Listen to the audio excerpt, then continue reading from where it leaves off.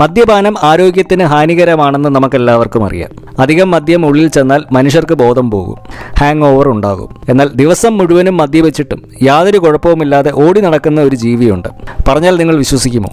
മലേഷ്യയിലെ കാടുകളിൽ കാണപ്പെടുന്ന പെൻട്രെയിൽ ട്രീഷു എന്ന ഒരു കുഞ്ഞൻ ജീവിയെക്കുറിച്ചാണ് ഇന്ന് നമ്മൾ സംസാരിക്കാൻ പോകുന്നത്.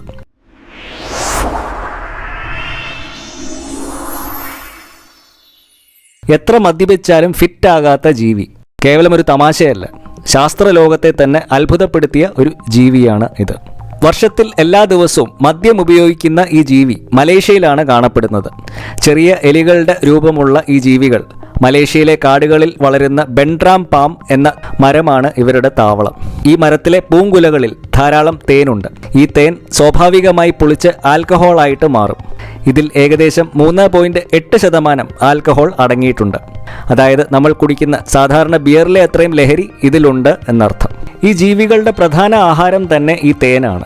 ഓരോ രാത്രിയിലും ഏകദേശം 2 മണിക്കൂറിലധികം ഇവർ മദ്യം കുടിക്കുവാനായിട്ട് ചെലവഴിക്കുന്നു.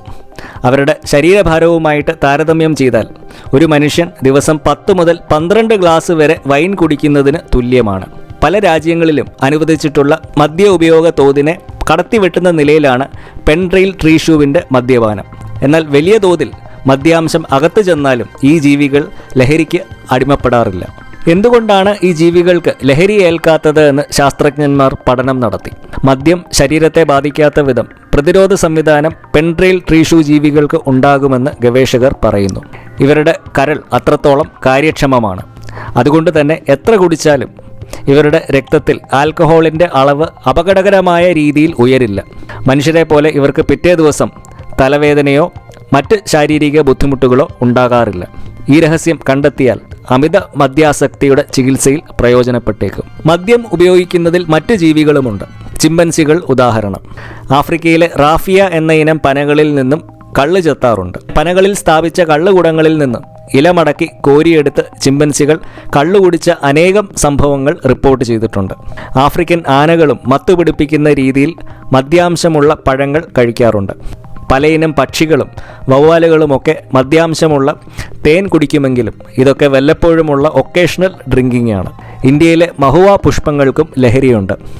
ആന, കരടി തുടങ്ങിയ പല ജീവികളും ഇവ കഴിച്ച് മത്തടിക്കാറുണ്ട്. മനുഷ്യൻ മദ്യത്തിന് അടിമപ്പെടുമ്പോൾ ഈ കുഞ്ഞൻ ജീവികൾക്ക് അതൊരു ആഹാരം മാത്രമാണ്.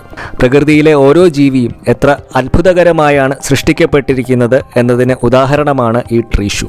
അപ്പോൾ ലോകത്തിലെ ഏറ്റവും വലിയ ഈ കുടിയൻ ജീവിയെക്കുറിച്ചുള്ള വിവരം നിങ്ങൾക്ക് ഇഷ്ടപ്പെട്ടെന്ന് കരുതുന്നു. ഇതുപോലെയുള്ള കൗതുകകരമായ അറിവുകൾക്കായിട്ട് ഈ ചാനൽ മറക്കാതെ സബ്സ്ക്രൈബ് ചെയ്യുക. വീണ്ടും കാണാം. നന്ദി.